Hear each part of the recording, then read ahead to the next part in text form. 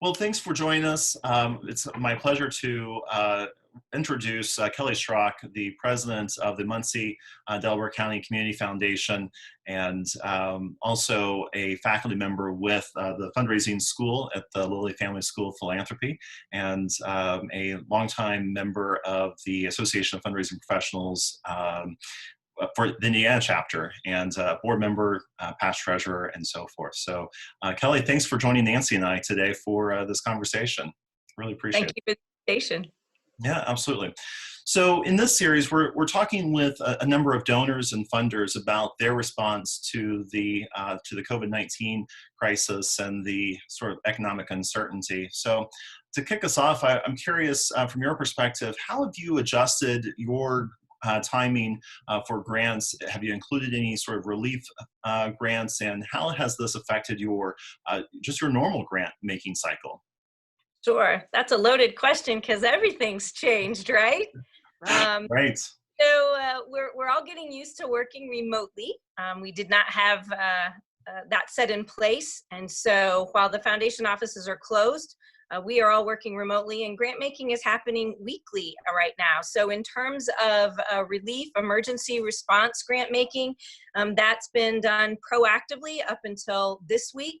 We just launched an application on our website, but up until then, from the 16th of March until today, we had been doing a lot of proactive emergency response grant making. We've talked to over 55 nonprofit executive directors in Delaware County, trying to figure out how they're doing, what things have changed for them, and where their challenges and pinch points are, and then try to be responsive to that. It took direction from the board.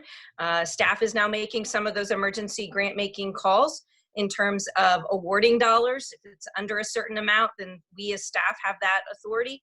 If it's over that, then we bring it to the governance committee in between regular board meetings. We are still continuing with our regular grant making programs. We have not altered those. We feel like as a community foundation, we're a both and, not an either or. Sure. And so we want to be responsive in this emergency phase during the pandemic, but we also know that there are other things going on in the community that we need to continue. And so our quarterly competitive grant process is proceeding as normal. Our grants committee will meet next week for second quarter to review second quarter grants and make their recommendation to the board. And all of the strategic grants committee just met today. And so we continue with those efforts as well.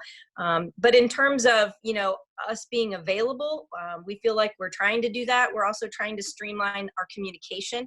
I don't know about you all, but I feel like I've heard everybody's COVID-19 response except for maybe my undergraduate sorority. But otherwise, everybody's told me their plans, and we've told our plans too. I'm not making light of it, but just trying to be very conscious of how much information we're pushing out. So we've strategically made the decision that every Wednesday, an email goes out to our constituency with a different message that drives folks back to our website, and we try to complement that on social media as well. But grant making happens quickly now. As I said, we're keeping our payroll folks and our budget folks very busy. Every week I'm going in once a week to sign checks and make sure that they get out. Just trying to be responsive because our grant focus is really on basic human needs. So our emergency response is really addressing the needs that we have today. So basic human needs: food, shelter, water, clothing, that kind of basic human needs, in addition to those on the front lines, providing medical care and assistance to people that need it. So while that's hospitals, certainly that also extends to groups that are driving cancer patients to treatments, or that are providing nutritional supplements to those that need it, that kind of thing. Wow. Your community is very lucky to have you, I think. Thank you.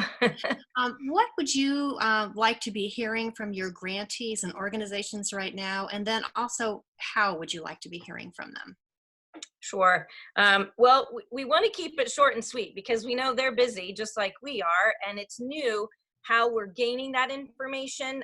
Before we would sit down across the table. Now we're having Zoom calls like we're doing today. And that's a pretty good, pretty easy lift so far. But again, in terms of our emergency response grant making, we're asking 3 basic questions: the purpose of the funds that are being requested, what's the impact those funds are going to have on the organization, and then we just need a basic budget. We're hoping to not take more than about 15 minutes of an executive director's time in communicating to us their need. But really the questions that we ask when we pick up the phone and call Nancy are, how are you doing? Because not everybody starts the conversation that way. And we really do want to know, what's the health look like? What's the mental health? What's the physical health? How are you coping right now when your world's upside down and you're having to do it from your living room or your dining room or whatever room you have available to you? And then we're talking to them a lot about what is having to change for your organization based on the pandemic. And that changes, that answer changes week to week. So we go back to some of these executive directors, certainly those in the healthcare fields, and childcare, that we have a couple of childcare options still open in Delaware County, and that changes for them week to week in terms of what procedures they have to adjust and how they have to react in this fluid environment. And then we ask, what are the challenges? And for the most part, it's been really helpful for us to have that application up on the website now. I think for the first few weeks, it was a little strange to have community foundation staffers reaching out directly. That's typically not how we position ourselves in the community. So now that we're back to, oh, it's an application and I can type in and communicate, they feel a little bit better. It wasn't that they didn't like us calling, but the idea that a conversation, then 2 days later, they get a check in the mail for $2,000. It was just really odd for them and for us, quite honestly. But we felt like that was important in terms of being responsive in the moment. So I think right now, communicating with us through that application, picking up the phone and calling us to talk through an idea that they have. Because for some nonprofit organizations right now, if you're in the arts, you're trying to figure out a way to be meaningful and to be helpful. And so picking up the phone and calling us and saying, we have this idea. Does that sound like something that, your grants committee would be interested in looking at? That gives us the opportunity to help massage the approach that the executive director might take and the range of dollars requested. Yeah, that's pretty incredible that you were able to shift that quickly. And I'm sure some of those initial phone calls to executive directors probably caught them off guard a little bit.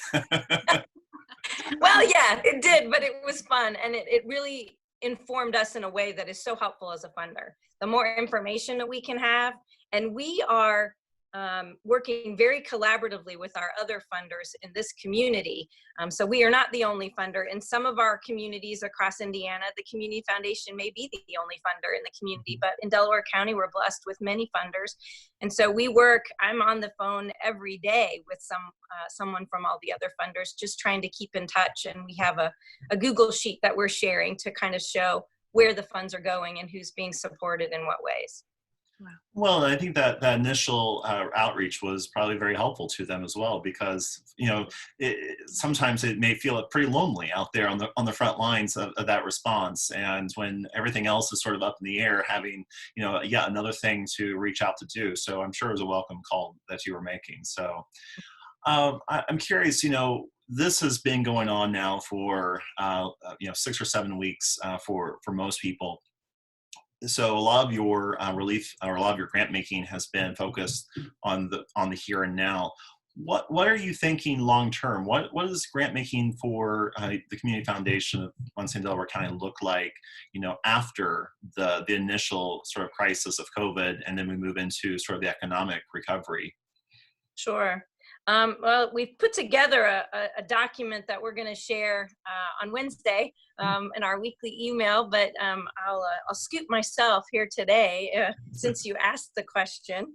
But we see our response being in 3 phases. So overall, to COVID-19, we're going to provide appropriate financial support. So we're in regular communication with those nonprofit organizations. And so the emergency phase is addressing those needs today. And the second phase is recovery. And that's really returning to a state of well-being and strength.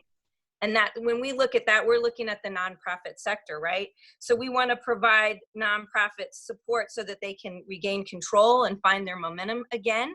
after the hunker down order has been lifted, bridging the gap between emergent needs and resilience for the nonprofit sector.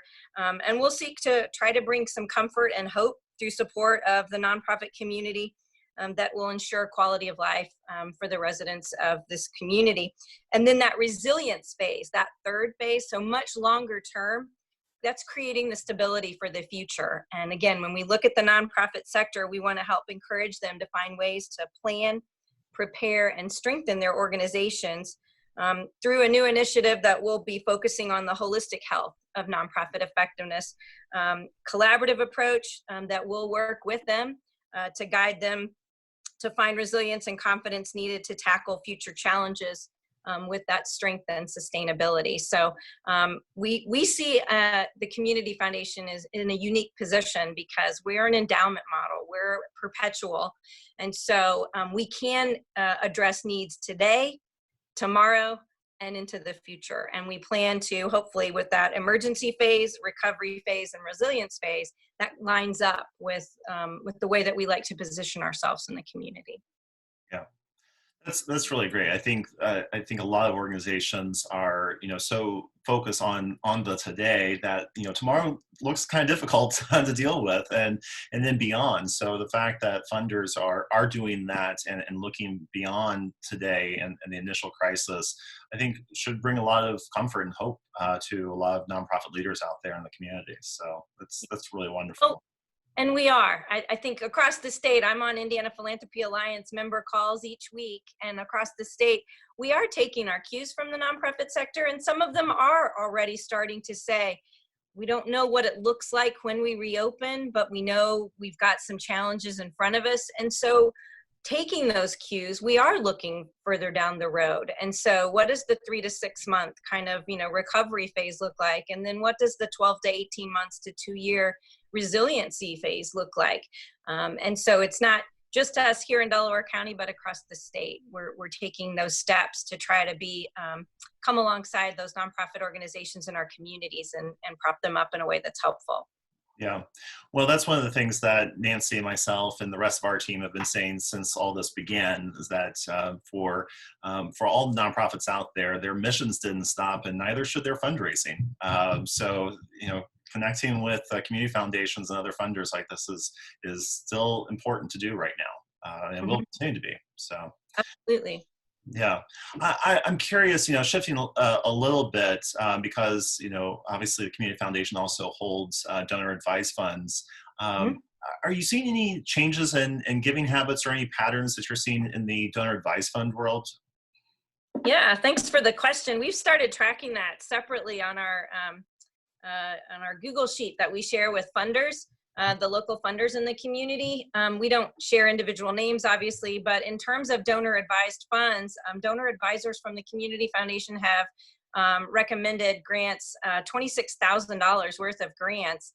Those are typically somewhere between 1,000 and 5,000. So it's been a number of grants that have been recommended, and that was as of last week.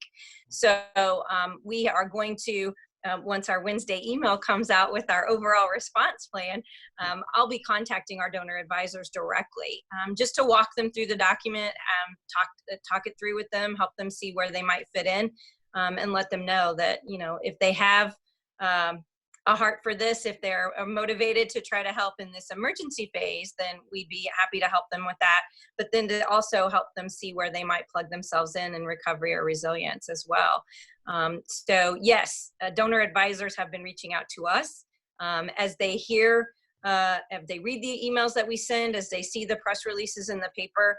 They want to know a little bit more about what we're hearing and where the needs are. And I think that is informing some of their decisions. So there are still some that are loyal donor advisors to certain nonprofit groups, and that's wonderful. They're going to need that support as well. But if there are folks that have the flexibility and the interest in learning a little bit more, we've had a lot of really meaningful conversations. Great.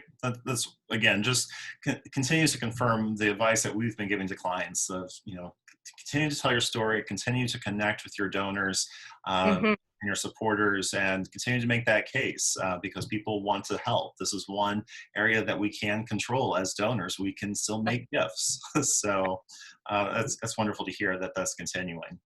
Yes. Kelly, at this time, what kind of advice or counsel would you provide to nonprofit organizations during this time? Well, I think one of the first things is be good to yourself. It's tyranny of the moment, and it is important work that they're doing, all of them, regardless of what sector, what area within the nonprofit sector they represent. So be good to yourself. Give yourself some grace. And take it one step at a time. It does feel, when it's urgent like this and it's life and death like this, it can tend to be overwhelming very quickly. And so one of the things that I've tried to communicate to nonprofit executive directors is, you know, it's okay at 10:30 in the morning if you get up and take a walk and just clear your head and come back to it.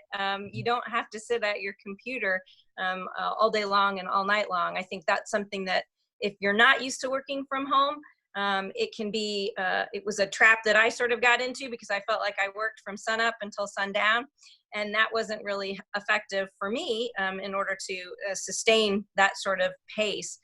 So we've talked a lot about pacing. I think the other thing is finding those stories that you can share. The nonprofits that do it best, I have found, are the ones that limit the number of messages that are hitting my inbox, but the ones that do hit my inbox, it's a story that helps me understand the work that they're doing is important and the work that they're doing continues in the face of this pandemic. As an example, one of our childcare, one of two that are still open, sent a story, a conversation that the director had with a nurse, and he and his wife were both in the medical profession.